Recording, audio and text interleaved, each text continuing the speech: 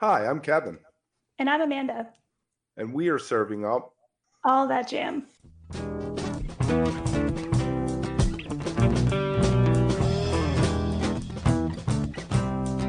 All That Jam, Quick Hit. Getting to know Solar Circuit.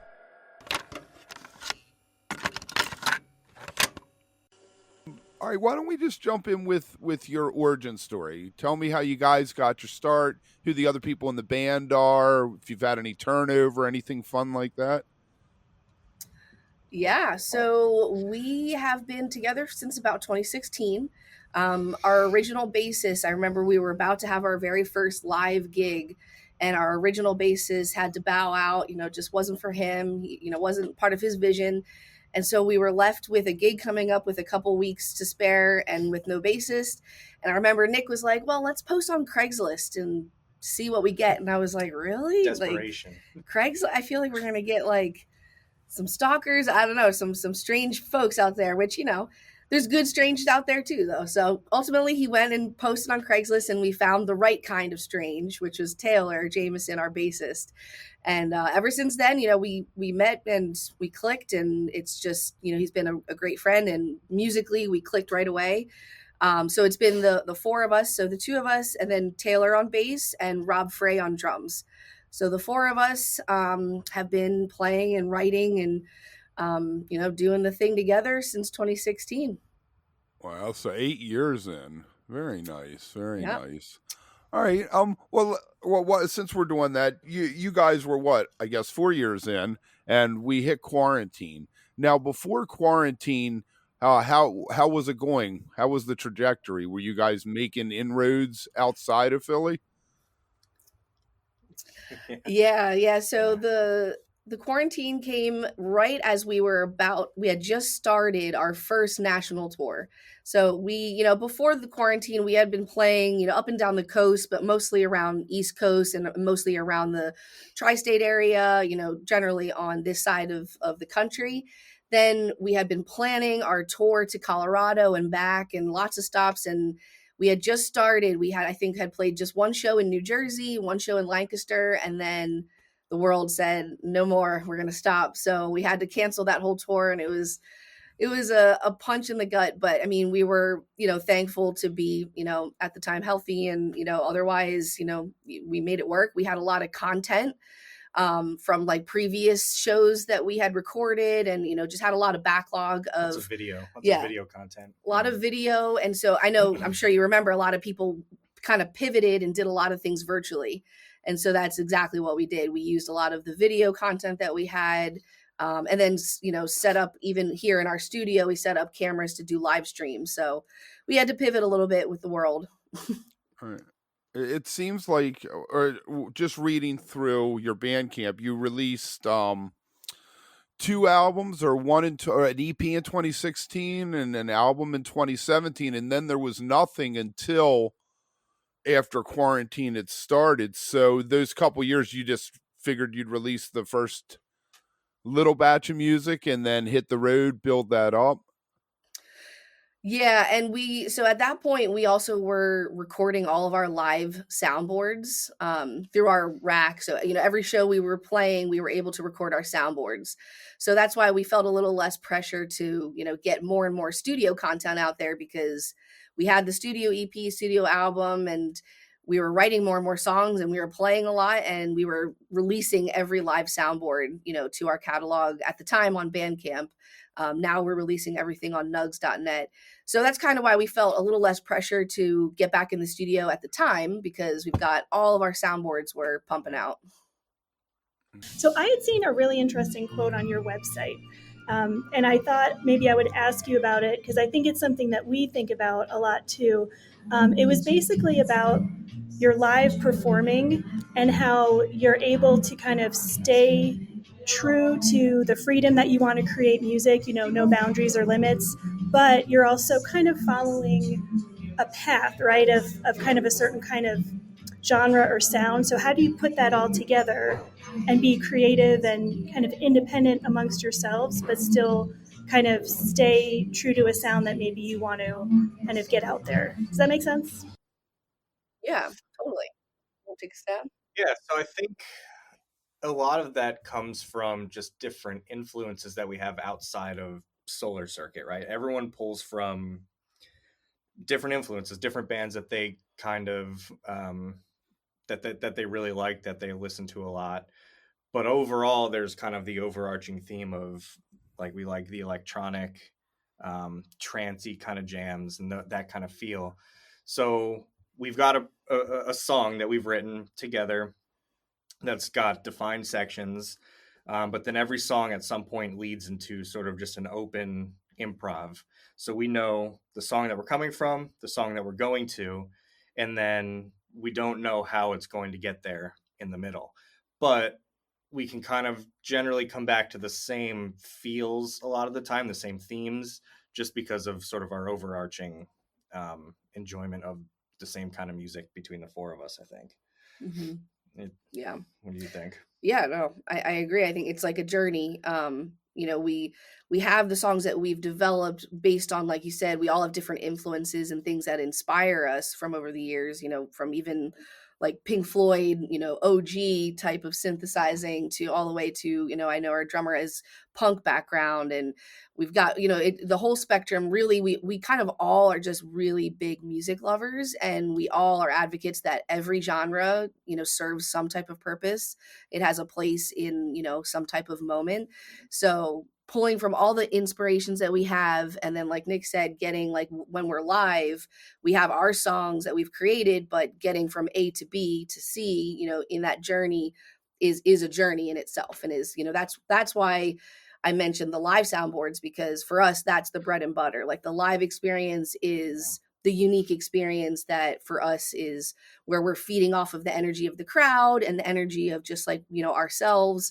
And that's the stuff that gets us excited. And it's the time we get to experiment, right? Like the studio cuts of the songs they're studio cuts. They're very rehearsed and written out. But when we can go and take that song into a live setting and really get to experiment, the jam may turn into a funky jam. It may turn into like a house jam. We just really don't know. And that's the fun part, just being able to have total freedom to experiment. We call that I like to call the record the artifact. It's where you set the song in time, and it's the reference point, I guess. So Exactly. so how about it's making me think. Nectar was on your first album. You remixed it. So Yep. so what made you have a new vision for that? Yeah, so actually, the live experience is kind of what caused us to have to reinvent that, because the original on the original album is, a lot more emotive, little gentler, and the lyrics are kind of more at the forefront of that song.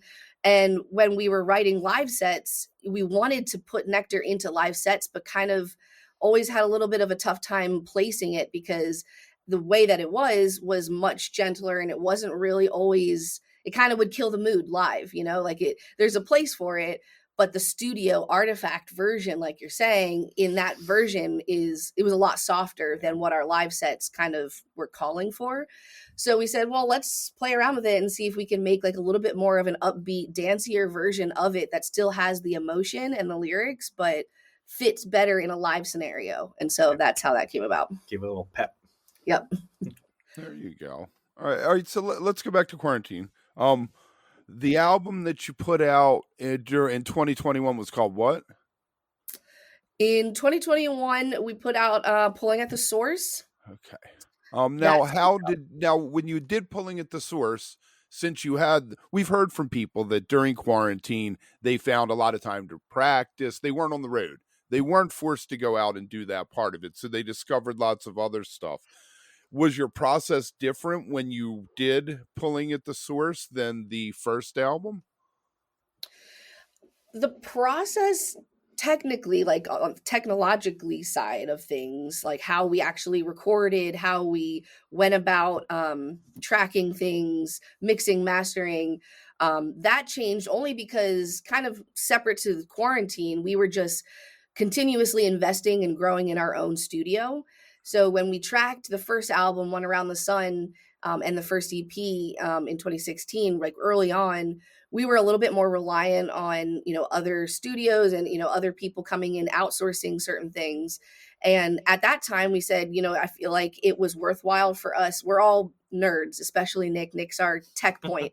So like we're all gear nerds, and we want to actually invest in our own skills and our own equipment. So instead of relying on having to pay a studio, it's not cheap to record at a studio. Obviously they provide, top-notch gear and, expertise. So there's, a reason for it. But we wanted to see what it would look like if we went down the avenue of trying to invest in ourselves in our own home studio.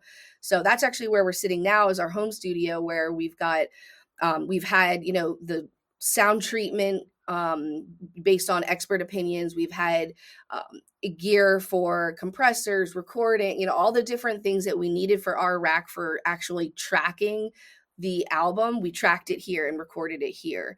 And then I mixed the album, and then we sent that album out to Anthony Thogmartin from Papadosio for mastering.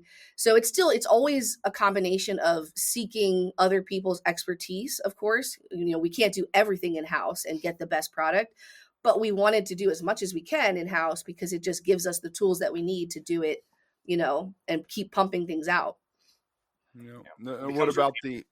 What about the actual the songs, the songwriting?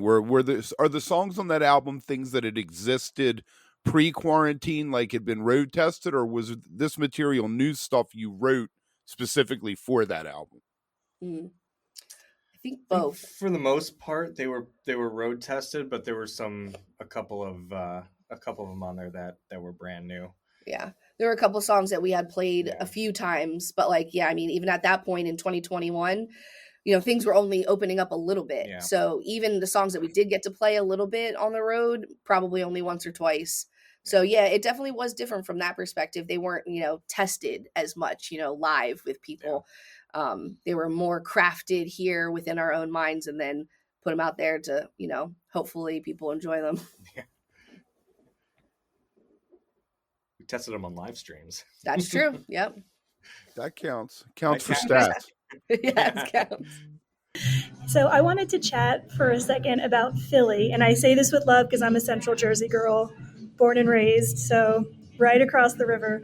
I'm curious to know, like, how much of, maybe not your sound, but like your musical identity comes from Philadelphia, if at all, and the community there. Like, how is that for you, living there, in a place that's an amazing city, but also surrounded by New York and, all the other stuff?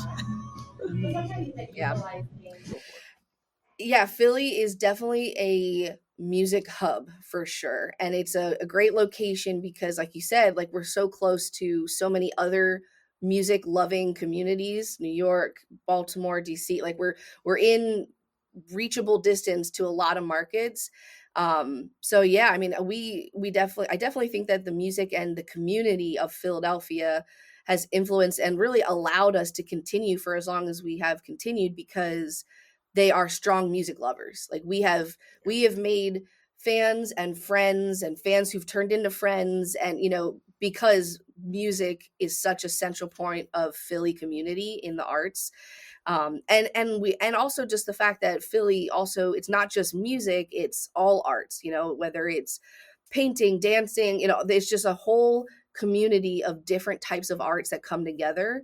And we really like using all those types of modalities of art and putting them together. So it's a like multi-sensory type of experience. Like we've got live painters, and I know like we have our festival, Strange Soiree, that we've had visual performers, dancers, people. It's just like a whole pool of different people that bring different things to the table. And I think Philly is definitely a huge hub for that and has helped raise that up. If you are enjoying All That Jam, please like and subscribe to our social media channels at All That Jam Pod on Twitter, Instagram, and Facebook, or visit our website, allthatjampod.com. Make sure to sign up for our email list and tune in every week for new episodes. Also, look for full interviews on our YouTube channel. And remember, stay beautiful, but don't stay underground too long.